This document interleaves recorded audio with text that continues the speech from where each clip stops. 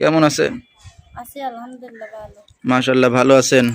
তো এই যে বোরকা পরে আসছেন, দেখতে শুনতে তো মাশাআল্লাহ অনেক সুন্দর মনে হচ্ছে। তো মুখটা ঢাকে আসছেন কি কারণে? মুখটা ঢাকে আইছি ভাই, দর্শকের সামনে তো আর একবার উদম ভাবে যাওয়া যায় না, তাই মুখটা ঢাকে আসছি। আচ্ছা, সবসময় কি বোরকা পরেই থাকেন? হ্যাঁ, সবসময় থাকি বাইরে কোনোখানে গেলে বোরকা পরে সবসময় থাকি। আচ্ছা, ঠিক আছে, ভালো কথা। তো আপনার নাম কি? আমার নাম আয়শা। আচ্ছা, আয়েশা।